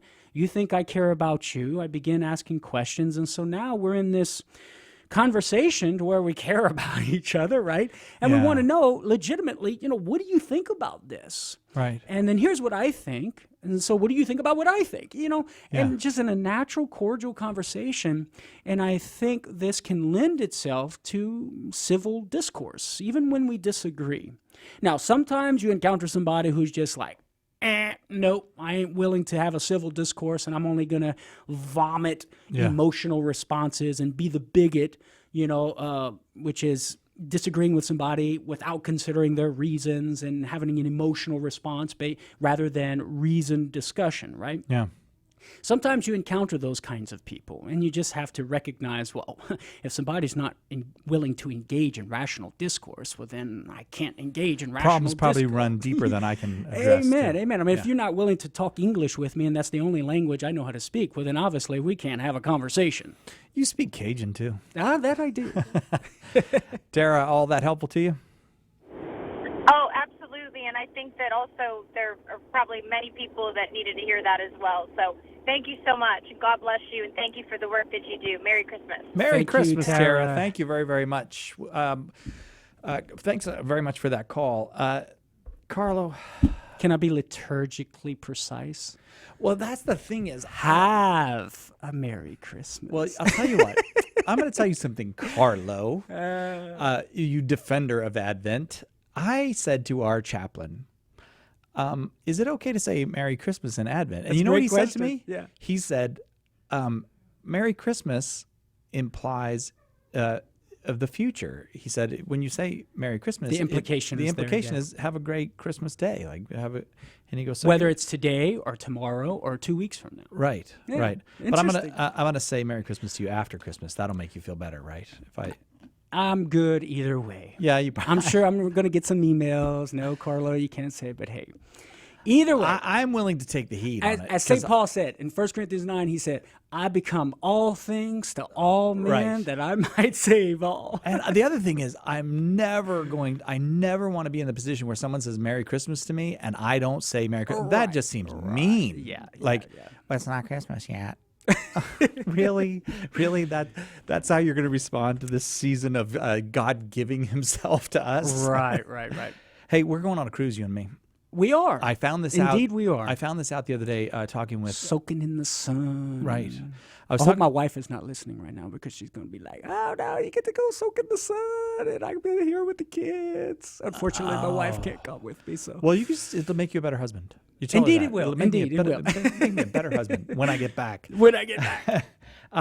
I love you, honey. I was just talking about this with Tim Staples the other day. The ship we are going on, the MS New Statendam, is 975 feet long. Do you know what that means? I do not know what that means. It is more than 300 cubits long. And I do not know what that means. Do you know what? Try to name a ship that's 300 cubits long. I have no idea. Noah's Ark. Oh. 300. So we're going on a ship that's Look at you bigger. Bible scholar, you. Well, somebody called with a question about Noah's Ark, so I looked it up. And the ship we'll be on is bigger than Noah's Ark. So, wow. Yep. And but no animals. Well, I don't know. No. Well, unless they got a circus act or something. We are animals. Yeah, Aristotle defined us as rational animals. But didn't he also say that we're social animals? Amen to that. Okay, so we're going to have some good social living. We're going to be social. We're going to be rational. We're going to try to be faithful. Amen. And there'll be mass every day. There'll be tons of discussions of the Catholic faith. You can have dinner with Carlo. You can have dinner with Tim Staples. You might have to have dinner with me. You can have dinner with Father Christensen Bear will be there, and he's a Norbertine priest, a wonderful man, and he's going to celebrate mass with us each day and hear confessions. Yeah. So, and you're going to be helping people with apologetics, with talks? The theme of sort of all the talks are going to try to connect to this overarching theme of you're a better apologist than you think. So the idea is that, you know what, you actually know more than you think in trying to respond to some of the objections to our Catholic faith, especially like we're talking about relativism, right? Yeah. You know, at our Founders Circle, I did a little presentation on, you know, pretty much what we're talking about today. That's right. And trying to catch the wisdom of the world in its craftiness and to show it's actually not so wise, as St. Paul says in 1 Corinthians 3:19. And we went through a series of these relativistic sayings. You know, there's no absolute truth. And everybody was able to respond, well, is that absolutely true? You know? I know people, it was kind of fun because people got in, like it was like a little rhythm of, I know how to respond to that when people were coming up with their own We answers. were able to teach them what's going on with self-referentially incoherent statements, right? And all that high sophisticated knowledge, you know, words. There. Right. But that's what we're going to do on the cruise. We're going to do things like that to try to let people know, hey, you know more than you think, to build up the confidence, not in an arrogant way to be triumphalistic, but to simply be confident and willing to engage in conversations with people in the culture, and then to deepen them in that knowledge, to refine that knowledge so that they can be even more confident and be more effective and persuasive in trying to share the truth with others and lead others into full communion with Jesus and the church. The way you go on that cruise with us and get all that stuff from Tim and Carlo and our president, Chris Check, is you go to CatholicAnswersCruise.com. You sign up. We're going February 10th through the 17th on the new Statendam out of Fort Lauderdale, Florida, cruise around the Caribbean and come back to Fort Lauderdale, Florida. Go to CatholicAnswersCruise.com and come on. We're going to have a great time. And on the last day of our last cruise, someone told me, they said, okay, they give you a little menu. Which dinner entree would you like? And this woman leaned over to me and she goes, you know, if you tell them all of them, they'll give you all of them. I was like, why are you What a secret, right? Why are you telling me this on the last night of the cruise? Like, where were you at the beginning? But now I'm prepared, Carlo. There you go. CatholicAnswersCruise.com. It's all about the truth. Catholic Answers Live. EWTN, communicating the faith. Just turned 31. Feel that I'm being called to the priesthood, and I've been attending daily mass and just finding that falling more in love with Jesus every day and finding more opportunities to, make sacrifices for him of myself and just allow him to enter me more. How do we fully surrender to God and to his will so that we can more clearly hear his calling? EWTN. Live truth. Live Catholic. Do you love sharing the gospel and want to learn to be more effective? Join the St. Paul Street Evangelization online School of Evangelization. You will learn to build bridges of trust and make disciples by befriending strangers, proclaiming the gospel, inviting people to the church, and praying with others. We'll ask for a pledge of financial support, but if you are unable to give, we'll give you a membership at no cost. Find out more and get involved today at streetevangelization.com. That's streetevangelization.com.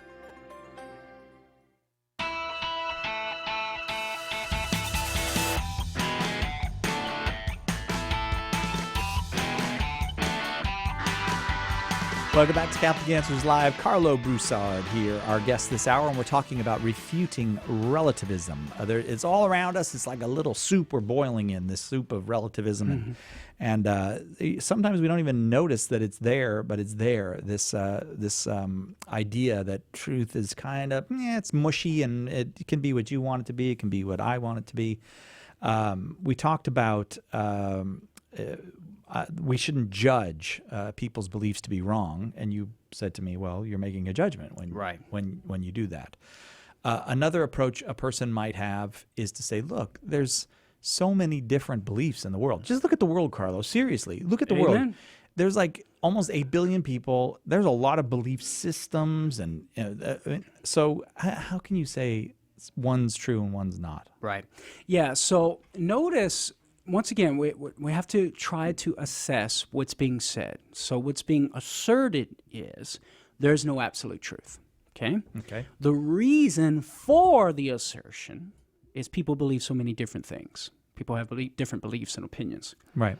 So we have to ask ourselves the question, well, does that conclusion follow from that premise? Oh, I see. So, for example, suppose, you say the earth is spherical and I say the earth is flat. which people have in the past asserted those two different positions, and some people still today are asserting or disagreeing about Somebody this. of whom I am a big fan recently got in trouble saying that. Yeah, Kyrie interesting. Irving from the Boston Celtics. Okay. Yeah. So just because we have a difference in opinion about the shape of the earth, and we disagree about it, right? We have different opinions here. Does it follow from that? Does that mean that there's no objective truth about the shape of the earth? Of course not. Oh, I see. No. Right. So there's some objective truth there. We're just differing in our assertion about reality. Or suppose we're going down the lone desert highway in Arizona. I see what seems to be water, right? Yep. Because I'm dying of thirst because you forgot to take the water on the long trip. That right? actually sounds plausible. But you say, oh, Carlo, that's not water, man. It's just a mirage. Right. Well, we have a difference of opinion. We're disagreeing. Does that mean there's no objective truth about the matter, whether it's water or mirage? Of course not. It's either going to be water up there and I'm right and you're wrong, or it's just a mirage and I'm wrong and you're right. Okay. Yeah.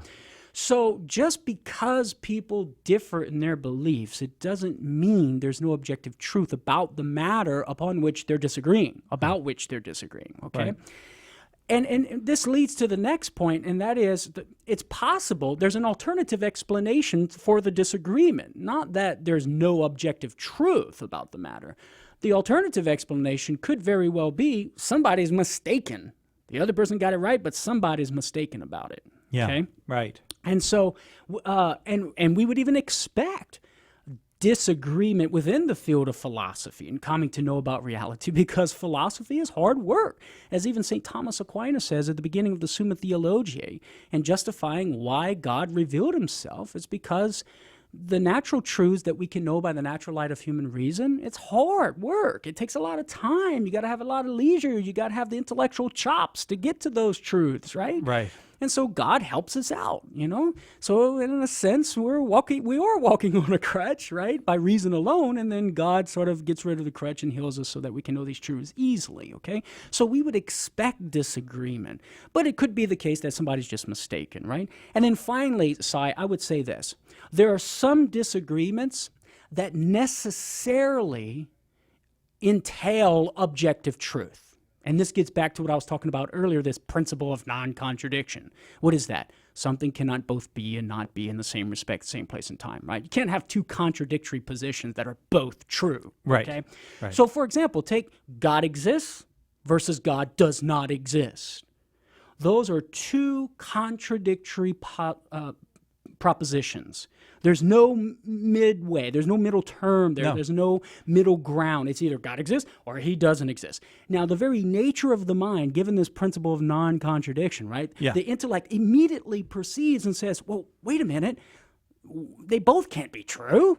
They both can't be false. One's got to be true. The other's got to be false. So notice how these two contradictory positions of belief demands that there's got to be an objective truth about the matter. We may not be able to know exactly which one is true or not. But that's a different question. That's a different question. But that there is a truth about the matter we can know in light of this principle of non-contradiction, which is the fundamental foundation of all human knowledge, without which we would have no human knowledge. So if I go to basic religious questions, and then maybe let's say there's a group of people who say, well, we know that the gods made human life here on this little island here somewhere, right? That's where it all started, Okay. and then science refutes that and says, well, no, that's not where humans came from. That's actually Okay, so what I'm getting at is one of those two things is true. So you can also eliminate some particular, not just universal beliefs like there is a God or there isn't a God, but particular beliefs. Like some religions could be scientifically disproven or disproven some other, philosophically disproven. Well, sure. I mean, any sort of claim about what is real. Yeah, okay. Whether it's being alleged to be supernaturally revealed or whether we're claiming that we can know it by the natural light of human reason, any claim about reality is subject to falsification if it entails, like, for example, a logical contradiction, if it violates the principle of non-contradiction, right? In some way, shape, or form. Like, so to say, well, can God create a rock so big that he can't pick it up?